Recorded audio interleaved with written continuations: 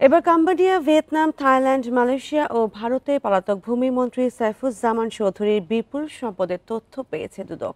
রাতভর অভিযান চালিয়ে তার স্ত্রী রুখমিলা জামানের গাড়ি চালক ইলিয়াসের প্রতিবেশী ওসমানের বাড়ি থেকে উদ্ধার করা হয়েছে এ সংক্রান্ত 23 বস্তা নথি। অভিযানের নেতৃত্ব দেন দুদকের উপপরিচালক মশিউর রহমান। তিনি জানান, প্রাথমিকভাবে এসব তথ্য পাওয়া গেছে। বান্ডেল থাকলে প্রতি সেনমানিতে টাকা বাঁচবে। বিকাশ সেনমানি বান্ডেল কিনে জিতুন প্রতি লেনদেনে। সব এখনই যাচাই করা সম্ভব হয়নি, যাচাই করা গেলে আরো অনেক তথ্য মিলবে। এসব দেশে সম্পদ কেনার তথ্য, ট্যাক্সের কাগজ, বাড়ি ভাড়ার ভাউচার সহ বিভিন্ন ধরনের তথ্য পেয়েছে দুদক। কয়েক হাজার কোটি টাকার সম্পদের তথ্য এসব নথিতে আছে বলে ধারণা কর্মকর্তাদের, যা সাইফুজ্জামান চৌধুরীর ট্যাক্স ফাইলে দেখানো হয়নি। এর আগে বুধবার রাতে চট্টগ্রাম নগরের আগ্রাবাদ থেকে সাইফুজ্জামানের অর্থ পাচারের সহযোগী আব্দুল আজিজ ও তার দেশের সম্পদ দেখাশোনার দায়িত্বপ্রাপ্ত আরামিড গ্রুপের এজিএম উৎপল পালকে গ্রেপ্তার করে দুদক। তাদের কাছে পাওয়া নথিতে সিঙ্গাপুর, সংযুক্ত আরব আমিরাত, যুক্তরাজ্য ও যুক্তরাষ্ট্রের সম্পদের তথ্য পায় দুদক। তাদের রিমান্ডে জিজ্ঞাসাবাদে 23 বস্তা নথির খবর পায় দুদক এবং তার ভিত্তিতে পরপর 3 দিন অভিযান চালানো হয়।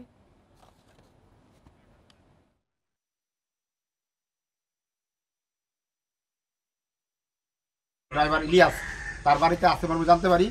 সেই প্রেক্ষিতে আমরা গত বৃহস্পতিবার অভিযান চালাই, কিন্তু আমরা আসার একটু আগে এই জিনিসগুলো সরাই ফেলে পরে আমরা তাদের সিসিটিভি ফুটেজ উদ্ধার করি। সেই সিসিটিভি ফুটেজ দেখে আমরা নিশ্চিত হয়ে যাই এখানে ছিল জিনিসগুলো। তারপরে আমরা গতকালকেও এসেছিলাম, কিন্তু আমরা জিনিসগুলো এক্স্যাক্টলি কোথায় আছে আইডেন্টিফাই করতে পারি। আর এই নিয়ে আরো জানাতে রাজধানীর শ্যামলী থেকে যোগ দিচ্ছেন সহকর্মী রিশাদ হুদা। রিশাদ, উদ্ধার করা নথিতে মূলত কি পাওয়া গেছে এবং উদ্ধার অভিযান নিয়ে বিস্তারিত জানাবেন। আচ্ছা, এখানে আপনারা একটু আগে শুনতে পেয়েছেন যে যে দলনেতা উপপরিচালক মশিউর রহমান যেমনটি বলছিলেন যে এই দুইজনকে গ্রেপ্তার করেছিল বুধবার। আহ, জাবেদের সাবেক ভূমিমন্ত্রী জাবেদের যে সহযোগী উৎপল এবং হচ্ছে আজিজ, এই দুইজনকে কিন্তু আসলে রিমান্ডে জিজ্ঞাসাবাদ করা হয়েছে 5 দিন। প্রথম দিনই কিন্তু তারা স্বীকার করেছে এবং তাদের কাছে বেশ কিছু তথ্য উপাত্ত পাওয়া গেছে, কিন্তু আরো তথ্য উপাত্ত আছে বলে তারা স্বীকার করেছে। সেই তথ্য উপাত্ত কার কাছে আছে? মূলত এই তথ্য উপাত্ত ছিল হচ্ছে যে জাবেদের বাড়িতে। কিন্তু এই তথ্য সূত্রে যখন জাভেদ সাহেবের বাড়িতে তারা অভিযান চালাতে যায় তখন কিন্তু সেখান থেকে সরিয়ে ফেলা হয়, অর্থাৎ বৃহস্পতিবারকে প্রথমে সরিয়ে ফেলা হয়।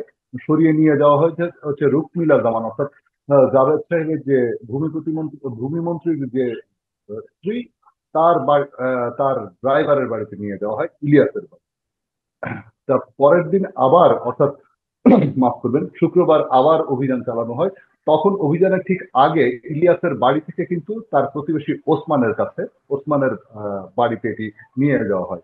এগুলো আসলে ধরতে পারা যায় হচ্ছে যে তাদের যে বাড়ির সিসিটিভির ফুটেজ, সেই সিসিটিভির ফুটেজে দেখা যায় যে প্রচুর বেশ কয়েকটি বস্তা সরিয়ে নেওয়া হচ্ছে।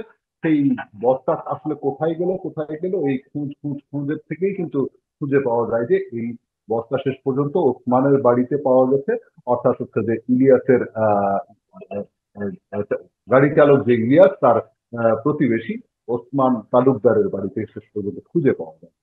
সেটি হচ্ছে যে আজকে শনিবারে দিবাগত, অর্থাৎ শনিবার রাতেই এটা খুঁজে পাওয়া যায়।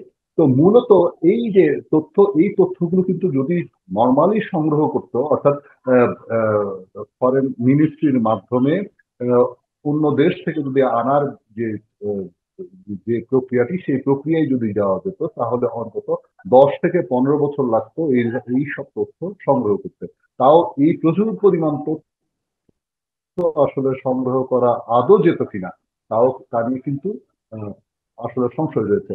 বিস্তারিত তথ্য পাওয়া গেছে, এত তথ্য যে এই সব তথ্য আসলে ঘেটে বের করতে অন্তত 10 থেকে 15 দিন সময় লেগে যাবে।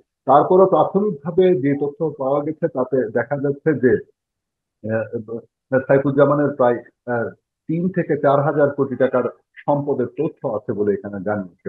তো তথ্য তো একটি মানুষের সম্পদ তো থাকতেই পারে, যে কোনো পরিমাণের সম্পদ থাকতে পারে, কিন্তু এখানে বিষয় হচ্ছে যে এই সম্পদের তথ্যগুলো বাংলাদেশের যে এনবিআর জাতীয় রাজস্ব বোর্ডের যে ট্যাক্স ফাইল আছে, সেই ট্যাক্স ফাইলে দেখানো নেই। তো ট্যাক্স ফাইলে দেখানো নেই মানেই হচ্ছে যে এটি অবৈধ সম্পদ হিসেবে বিবেচিত করে দুর্নীতি দমন কমিশন। তো আমরা প্রাথমিকভাবে কিন্তু জানতে পেরেছি আরো 5টি দেশে, অর্থাৎ কম্বোডিয়া, থাইল্যান্ড, ভারত সহ মোট 5টি দেশের তথ্য কিন্তু আমরা পেয়েছি। সেখানে তার বাড়ি, জমি, এই ধরনের সম্পদ তাদের রয়েছে।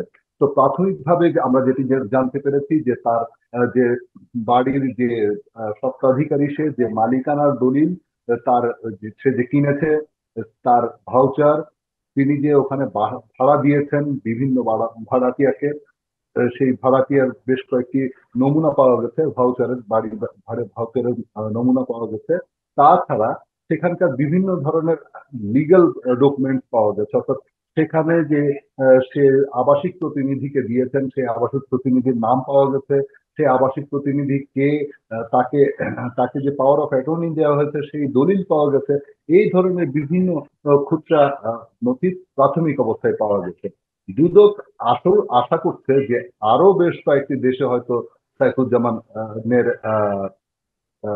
বাড়ির সম্পদের তথ্য পাওয়া যাবে, তবে সেটি কিন্তু সময় সাপেক্ষ।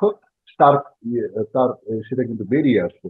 তো এটাতে আরেকটি বিষয় লক্ষণীয় যে যে সাইফুজ্জামান একটি কেস স্টাডি হিসেবে যদি দেখি, তাহলে অপরাধীরা আসলে কিভাবে সম্পদ গড়ে, সেগুলো সেগুলো সেগুলো প্রক্রিয়া করে এবং মেনটেনেন্স করে, এগুলো আসলে কিভাবে করে, অর্থাৎ দুর্নীতির যে নমুনাটা, সেটাও কিন্তু এখান থেকে পাওয়া যায়। অর্থাৎ তার মতো আরো মানুষও কিন্তু এই ধরনের দুর্নীতি করেছে বা এই ধরনের অর্থ পাচার করেছে। তারা আসলে কিভাবে করেছে, কেমনে করেছে, এবং এই তথ্যগুলো যে আমরা সবসময় বিদেশ থেকে আনার যে একটা প্রক্রিয়া বা একটা গতানুগতিক ধারা আমরা দেখি, সেটি বাদ দিয়েও দেশেও যে এইসব তথ্য পাওয়া যেতে জি পারে। রিশাদ, আপনি তথ্য সংগ্রহ করতে থাকুন, আমরা পরবর্তীতে আপনার সাথে আবার যোগাযোগ করব।